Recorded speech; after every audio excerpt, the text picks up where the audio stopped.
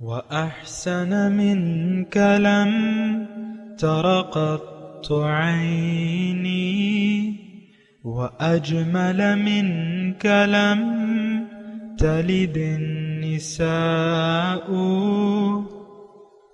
خلقت مبرأ من كل عيب، خلقت مبرأ من كل عيب، كأنك قد خلقت كما تشاء.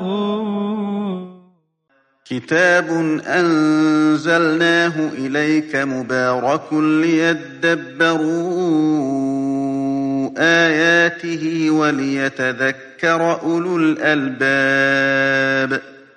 یہ کتاب برکت والی ہے جسے ہم نے آپ کی طرف نازل فرمایا ہے تاکہ دانش مند لوگ اس کی آیتوں میں غور و فکر کریں اور نصیحت حاصل کریں۔ اللہم صلی علی سیدنا محمد وعلی آل سیدنا محمد بعدد کل ذرۃ مئۃ الف الف مرۃ۔ سامعین و ناظرین اکرام، السلام علیکم ورحمۃ اللہ وبرکاتہ۔ سامعین اکرام، سورہ فرقان آیت نمبر 1، 2، حصہ ہشتم، اور درس کا نمبر ہے 1649۔ آج کا موضوع، کیا ہم صرف نام کے مسلمان ہیں؟ اس کے ساتھ آج کے درس کا آغاز کرتے ہیں۔ سب سے پہلے گزشتہ سبق کا اعادہ ہوگا۔ اعوذ باللہ من الشیطان الرجیم۔ پناہ مانگتا ہوں میں اللہ کی شیطان مردود سے۔ بسم اللہ الرحمن الرحیم۔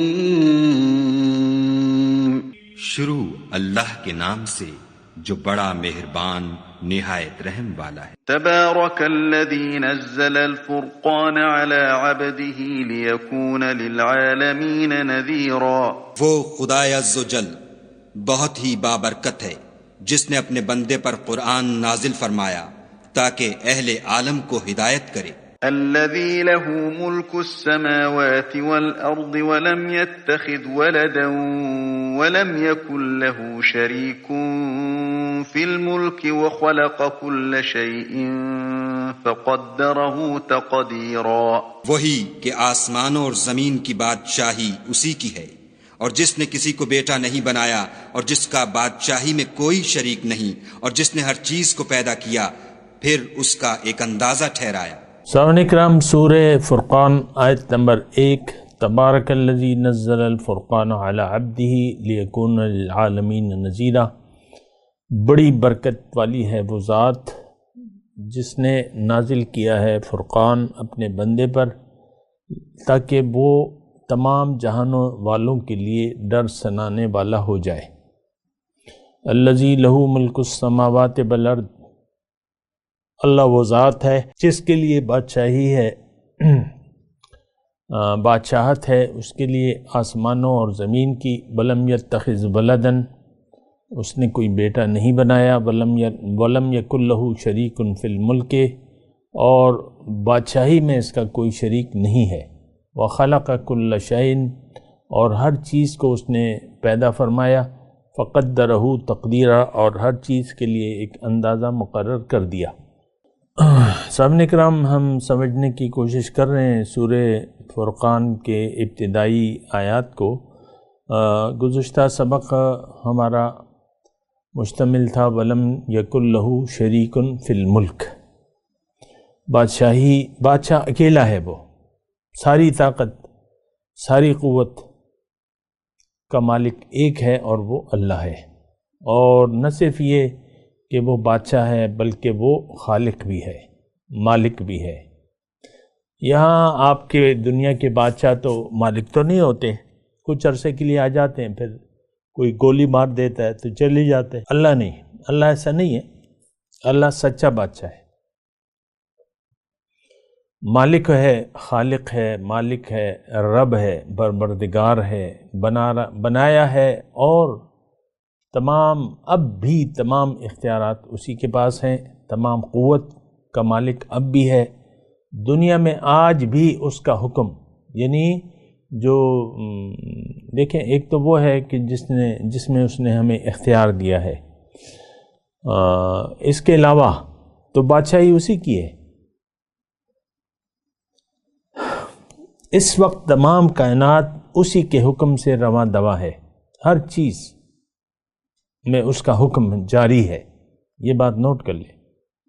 یہ تو تھوڑی سی ہمیں اللہ تعالیٰ نے اجازت دے دی ہے کہ بھئی تم زندگی اپنی مرضی سے گزار سکتے ہو اور میں تمہاری منزل ہوں، اب تمہاری مرضی ہے کہ تم مجھے منزل بناؤ یا دنیا کو منزل بناؤ۔ بہت زیادہ نقصان میں پڑ گئے وہ لوگ جنہوں نے اللہ کو منزل نہ بنایا، جنہوں نے اللہ کو اپنا حقیقی رب نہ سمجھا اور معبود، مقصود اور محبوب بنانے سے انکاری ہیں۔ یہ کون لوگ ہیں؟ خاص طور پہ یہ آج کا مسلمان ہے، یہ بات نوٹ کر لیں۔ ہمارا معبود واحد آج اللہ نہیں ہے، نہ مقصود ہے وہ ہمارا، نہ محبوب ہے، نہ مطلوب ہے۔ بہرحال یہ تو اب آپ کی مرضی ہے۔ آج بھی یعنی عام طور پہ آج کے مسلمان اللہ کے حکم کے سامنے جھکنے کے لیے تیار نہیں ہے، اس کو اپنا حاکم ماننے کے لیے تیار نہیں ہے۔ بادشاہی تو اسی کی ہے، لیکن بادشاہ کے سامنے دیکھیں اللہ تعالیٰ نے قرآن مجید میں ارشاد فرمایا ہے الا لہ الخلق والامر، مخلوق اس کی ہے تو حکم اس کا چلے گا۔ اور یہ بات بھی میں آپ کو کہہ چکا ہوں کہ تمام مخلوق کی کامیابی اسی میں ہے کہ وہ اللہ کا حکم مانے، اور ہر مخلوق اس وقت اپنی معراج پر ہے، ہر مخلوق اپنا اپنا کام کر رہی ہے، جس مقصد کے لیے اللہ تعالیٰ نے اسے بنایا ہے وہ مجبور ہے، اور بطریق احسن وہ اپنا کام، ہر ایک مخلوق اپنا کام کر رہی ہے۔ اور یہ اللہ کے وَلِلَّهِ يَسْجُدُ، اللہ ہی کے سامنے سجدہ ریز ہے۔ یہ آیات آتی رہتی ہیں مختلف طرق سے۔ آپ نے کبھی سوچا کہ وَلِلَّهِ يَسْجُدُ مَنْ فِي السَّمَاوَاتِ وَمَنْ فِي الْأَرْضِ، اس کا مطلب کیا ہے؟ کہ اللہ ہی کے سامنے سجدہ ریز ہے، یعنی اطاعت گزار ہے، اللہ کے حکم کی پابند ہے، ہر چیز اللہ کے حکم کی پابند ہے، چار و ناچار۔ فَقَالَ لَهَا وَلِلْأَرْضِ ائْتِيَا طَوْعًا أَوْ كَرْهًا قَالَتَا آتَيْنَا طَائِعِينَ۔ اللہ تعالیٰ نے آسمان اور زمین کو پیدا فرمایا، پھر اس کو کہا کہ آ جاؤ خوشی یا ناخوشی سے۔ تو انہوں نے کہا کہ ہم تو خوشی سے آتے ہیں، قالتا اتینا طائعین۔ اب جو بات ابھی میں کر رہا ہوں نا تو وہ بھی ذرا اہم ہے، اس کو ذرا غور سے سنیں۔ انسان، تمام کائنات اللہ کے حکم کے سامنے سجدہ ریز ہے، اللہ کی مرضی سے چل رہی ہے، اس سے چوں نہیں کر سکتی۔ اچھا، انسان کی کامیابی، یہ جملہ غور طلب ہے، انسان کی کامیابی اسی میں ہے، فقط اس بات میں ہے کہ یہ اللہ کے حکم کے سامنے سر جھکا دے، بس۔ ہم نے سر اٹھایا ہوا ہے، ہماری گردن میں سریا ہے۔ یہ کون؟ یہ آج کا مسلمان۔ آپ کو پتہ ہے، آپ خود دیکھ لیں، اپنے آپ کو دیکھ لیں۔ بیگم صاحبہ ناراض ہو جائیں تو ان کو منانا جو ہے وہ کار طارت۔ نہ قرآن کا کوئی، اللہ کا کوئی حکم، نہ رسول کا کوئی بات اس کو اس حالت سے نہیں نکال سکتا۔ نہ اس کا میاں، بس ناراض ہے، میاں صاحب ناراض ہے، موڈ خراب ہے، مت چھیڑو، موڈ خراب ہے۔ خاتون خانہ بچوں کے باپ کے موڈ کو دیکھ کر بچوں کو کہتی ہے آج موڈ خراب ہے، آج بات نہ کرنا، اونچی آواز سے بات نہ کرنا، صاحب کا موڈ خراب ہے۔ آپ دیکھ لیں اپنی اندرون خانہ کیفیات کو دیکھ لینا، آپ کا موڈ خراب ہو جائے، مشکل ہے کہ کوئی اسے صحیح کرے. صاحب کا موڈ خراب ہے بھائی. یہ دیکھیں ہم میں یہ ایک نفسانیت ہے. یہ ٹھیک ہے اللہ تعالیٰ نے رکھی ہے، لیکن یہ تو آپ کی ترقی کے لیے ہے کہ آپ اپنے نفس کے خلاف چلیں اور اللہ کے حکم کے سامنے سر جھکا دیں. تکلیف تو ہوتی ہے نفس کو. شوہر نے نافرمانی کی بیوی کی تو بیوی کو تکلیف تو ہوگی، لیکن اس کے باوجود بیوی اگر ہنس کے بول لے تو یہ اس کا نفس جو ہے مطلب یہ ہے کہ اس نے قابو میں کر لیا ہے. اور بس ناراض ہو جائے تو مطلب یہ ہے کہ وہ نفس کی پجارن ہے. یہ اس پہ برا نہ مانے. یہ ایک عورت کا مسئلہ نہیں ہے اور نہ یہ اکیلے مرد کا مسئلہ ہے، یہ انسانیت کا مسئلہ ہے کہ ہم نفس کے پجاری ہیں ہم لوگ. بہرحال وہ پھر آپ کی مرضی ہے. لیکن مختصر بات، ایک بات اور مختصر، کہ اللہ کے حکم کے سامنے سر جھکانے میں انسان کی کامیابی ہے. سب سے پہلے دنیا کی اور آخرت کی تو ہے. یہ وہ بات ہے جو عام طور پہ لوگ کہتے ہیں نہیں اس میں تو میرا نقصان ہے، دنیا کا نقصان ہے، آخرت پہ ہمارا یقین نہیں ہے، اور دنیا میں اپنا نقصان سمجھتے ہیں اللہ کے اطاعت کو، تو پھر بات بڑی مشکل ہو جاتی ہے. وَلَمْ يَكُنْ لَهُ شَرِيكٌ فِي الْمُلْكِ وَخَلَقَ كُلَّ شَيْءٍ فَقَدَّرَهُ تَقْدِيرًا. خیر، میں آج کا جو سبق ہے وَخَلَقَ كُلَّ شَيْءٍ فَقَدَّرَهُ تَقْدِيرًا، یہ بھی بات وہی ہے لیکن انداز مختلف ہے. وہ میں عرض کرتا ہوں کہ دیکھیں ہر چیز کا خالق اللہ ہے. ہر چیز کو اللہ تعالیٰ نے پیدا فرمایا، اس کے لیے ایک اندازہ مقرر کر دیا، ایک کام متعین کر دیا، ایک مقصد اس کے لیے بنا دیا. آم کی گٹھلی سے کبھی کھجور نہیں نکلے گی، اللہ کا حکم ہے. یہ کائنات اطاعت گزار ہے. کھجور کی گٹھلی سے کبھی جامن نہیں نکلے گا، اطاعت گزار ہے. وہ جو حکم ہے اللہ تعالیٰ نے اس میں فیڈ کر دیا ہے، اس کا ایک اندازہ ہر چیز کا. خلق کل شیء فقدرہ تقدیرا، اس کے لیے ایک اندازہ. یعنی اس کا اگر میں آپ کو ترجمہ کروں سمجھنے کے لیے کہ ہر چیز کا ایک مقصد ہے. خلق فسوى والذی قدر فہدی. خلق فسوى، پیدا کیا، دوسری جگہ کی آیت ہے. فسوى پھر برابر کیا. والذی خلق فسوى والذی قدر، یہاں بھی قدر ہے، وہاں بھی ہے قدر فہدی. ایک اندازہ مقرر کر دیا اور اس کو اس مقصد، یعنی ایک مقصد مقرر کر دیا اور اس کو اس مقصد کے لیے ہدایت عنایت فرما دی. سورج کا خالق کون ہے؟ اللہ ہے. دائمی کیلنڈر نماز کا آپ نے ترتیب دے دیا ہے، دائمی کیلنڈر، ایک سیکنڈ کا فرق نہیں آئے گا. 200 سال بعد بھی وہی ٹائم ہوگا. جو ماہ جنوری میں آج ٹائم ہے نماز کا فجر کی، 200 سال بعد، 400 سال بعد، 500 سال بعد بھی وہی ٹائم ہوگا. دائمی کیلنڈر. یہ کیا ہے؟ یہ اللہ کی ہدایت ہے، اللہ کی تخلیق ہے. اللہ نے اچھا اس کی روشنی میں کمی نہیں آئے گی، اس کے ٹائم میں کمی نہیں آئے گی، اس کے فاصلے میں کمی نہیں آئے گی. آپ ذرا سوچیں نا، ہر بات ایسی ہے دنیا میں، ہر چیز ایسی ہے. اور یہی یعنی کائنات اگر چل رہی ہے تو اس کا خالق اور مالک بھی اللہ ہے، اور اس کا ایک اندازہ مقرر کر دینے والا کون ہے؟ اللہ. ایک اندازہ. مثال کے طور پہ آم کا درخت ہے، 100 آم کی گٹھلیاں ہیں، اور ایک باغ ہے، آم کا باغ. 100 درخت، 100 پودے لگائے جاتے ہیں. ہر درخت ایک خاص اندازے کے مطابق پہنچ کر ٹھہر جاتا ہے، آگے نہیں بڑھتا. آپ دیکھ لیں باغات کو، دیکھ لیں مالٹے کے باغات دیکھ لیں، امرود کے ہیں، کبھی ایسا نہیں ہوتا۔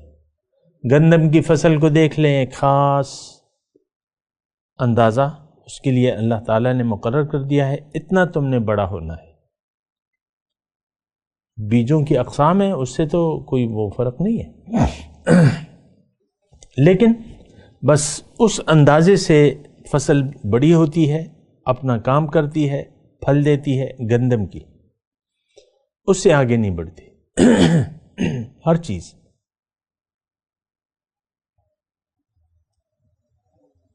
اور یہ ساری تخلیقات ایسی ہیں، ہر مخلوق جب پیدا ہوتی ہے، یعنی جانوروں کو لے لیں، کبھی گائے سے گدھا نہیں بنا، گائے کے یعنی گائے نے گدھے کو نہیں جنم دیا، نہ گدھا گائے کو جنم دے سکتا ہے۔ ایک مثال میں آپ کو بات سمجھانے کے لیے، یہ تو ہو نہیں سکتا نا، ہو سکتا ہے ایسا؟ نہیں ہو سکتا۔ تو یہ دیکھیں اس میں مسئلہ کیا ہے، یعنی فقدرہ تقدیرہ، اس میں اللہ تعالیٰ ہمیں کون سا میسج دینا چاہتا ہے؟ ظاہر ہے کہ قرآن تو ہدایت ہے، اس کی ہر بات میں ہدایت ہے۔ اللہ تعالیٰ نے ہمیں بنایا، ہمارے لیے یعنی ایک منزل متعین کر دی اور اس کا ایک راستہ ہمارے لیے بنا دیا۔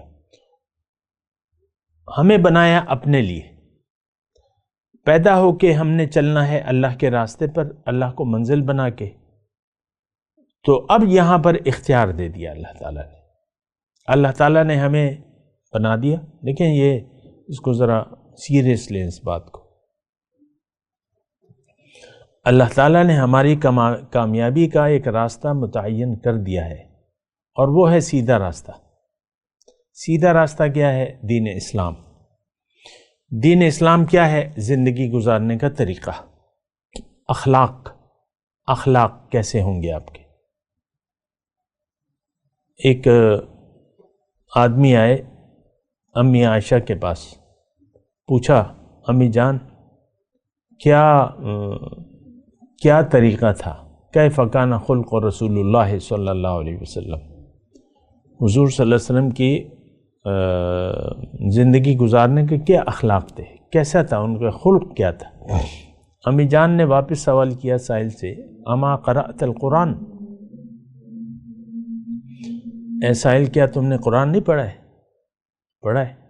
کان خلقہ القرآن، ان کا اخلاق قرآن تھا۔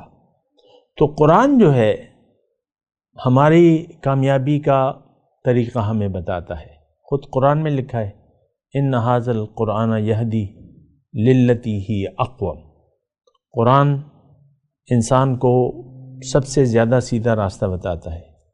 ایک راستہ ہے، ایک بات نوٹ کر لیں، اللہ منزل ہے، اس تک پہنچنے کا ایک راستہ ہے کہ آپ قرآن کے مطابق اور قرآن کے حکم اور رسول کے طریقے کے مطابق زندگی گزاریں۔ یہی ہمارا اندازہ ہے، یہی ہمارا طریقہ کار ہے، یعنی ہماری کامیابی کا راستہ قرآن ہے اور نبی کا طریقہ ہے۔ فقدرہ تقدیرہ، اللہ تعالیٰ نے ہماری تقدیر لکھ دی ہے، لیکن وہ ہمیں پابند نہیں بنایا، زبردستی نہیں کی ہے۔ لا اکراہ فی الدین لکھ دیا ہے اللہ تعالیٰ نے قرآن میں کہ دین میں زبردستی نہیں ہے۔ اسلام تلوار کے ذریعے پھیلانا منع ہے، یہ بات نوٹ کر لیں، ایک بحث چلتی رہتی ہے، تلوار کے ذریعے نہیں، دعوت ادعو الی سبیل ربک بالحکمہ والموعظۃ الحسنہ وجادلہم باللتی ہی احسن، اپنے رب کے راستے کی طرف بلاؤ، دعوت دو، حکمت سے، دانائی سے اور اچھی نصیحت سے۔ بحث آئے تو اچھی بحث کرو، بس، کیونکہ دین میں زبردستی نہیں ہے۔ قاتلوا الذین یقاتلونکم، ان سے جنگ کرو جو تم سے لڑتے ہیں، نمبر 1۔ نمبر 2 جو ہے، یعنی جنگ کا وقت وہ آتا ہے کہ آپ دین کو قائم کرنے کے لیے تلوار اٹھائیں. جو مانتے ہیں وہ مانیں، جو نہیں مانتے وہ جزیہ دیں. حتیٰ یعطوا الجزیۃ عن ید وہم صاغرون. چھوٹے بن کے رہیں اسلامی مملکت میں، ٹھیک ہے، ورنہ تلوار. یعنی قانون دنیا میں اللہ کا قانون ہونا چاہیے. مسلمانوں کو حکم ہے دین کو قائم کرنے کا. وَأَنْ أَقِيمُوا الدِّينَ، دین کو قائم کرو. آج آپ دیکھ لیں بڑی بڑی پارٹیاں ہیں، وہ کہتی ہیں نہیں،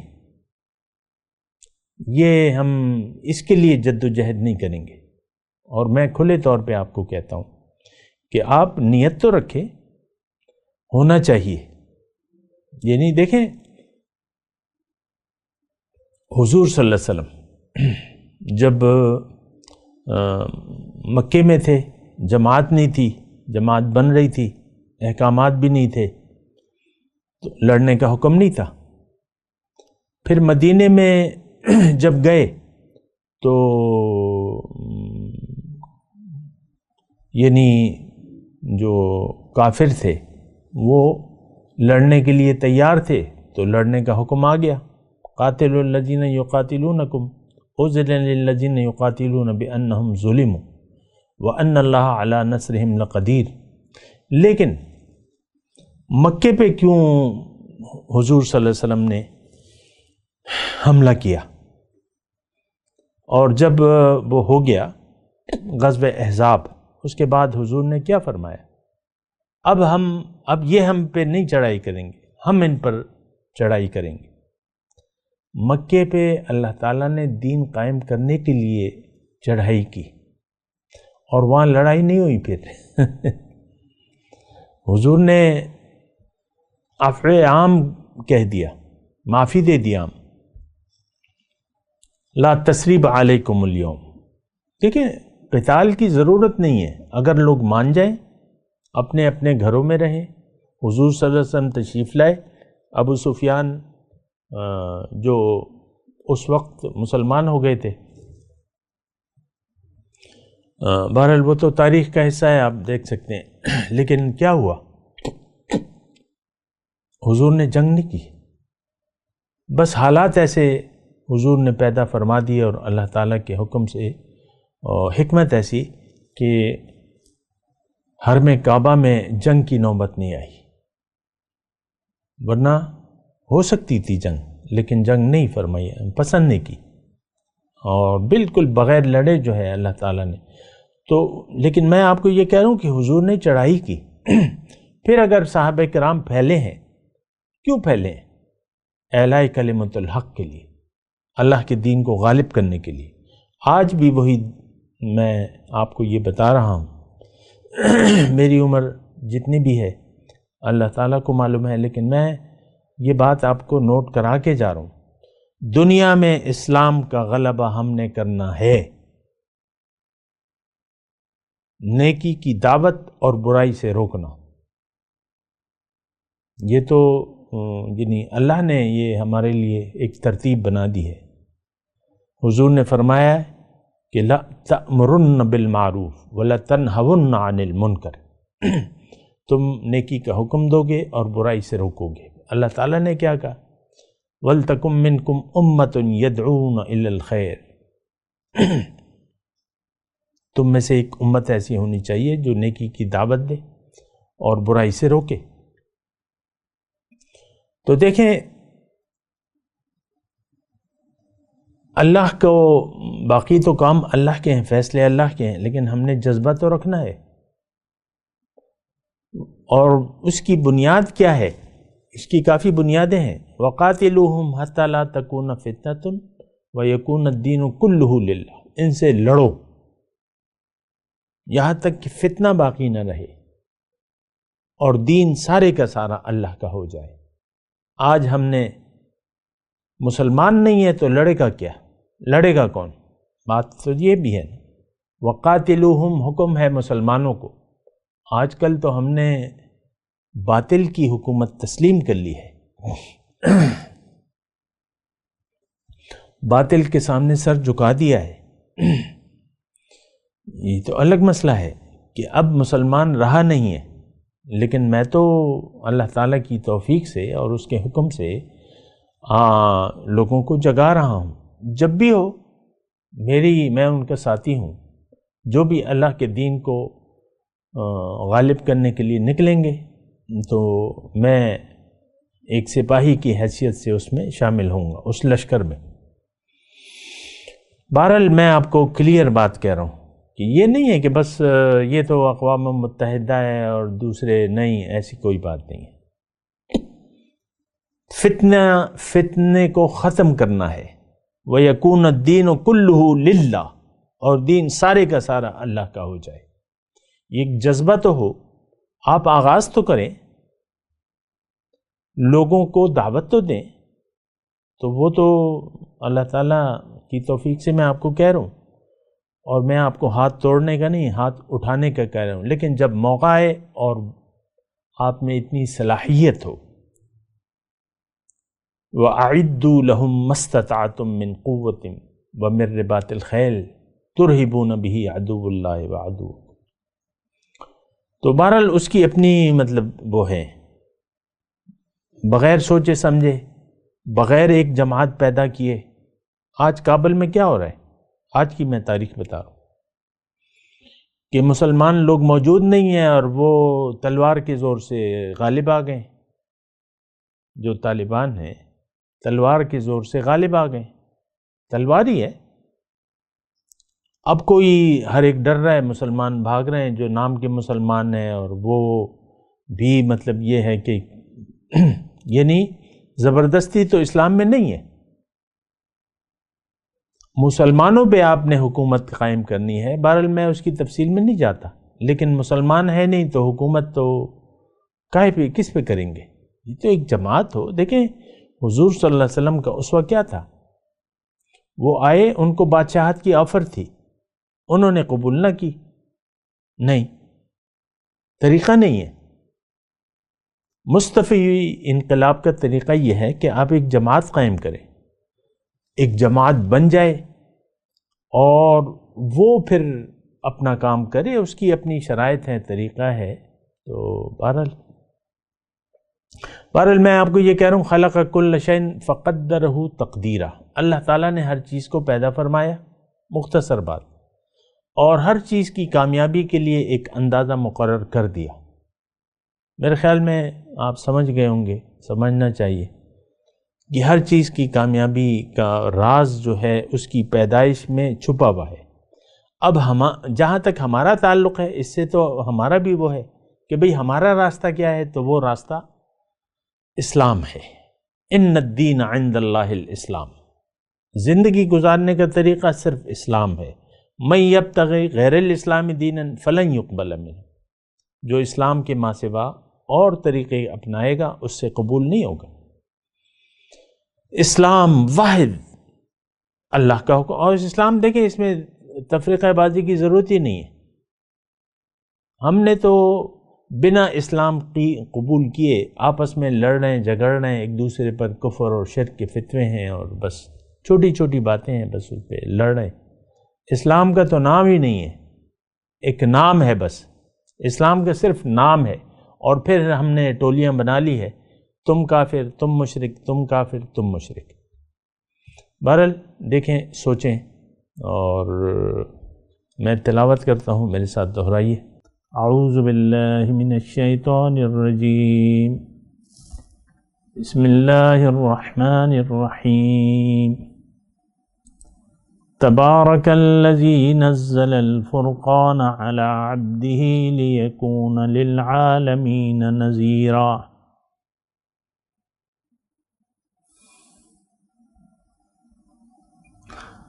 الذی لہ ملک السماوات والارض ولم یتخذ ولدا ولم یکن لہ شریک فی الملک وخلق کل شیء فقدرہ تقدیرا. اب ان آیت کی تلاوت اور ترجمہ. اعوذ باللہ من الشیطان الرجیم.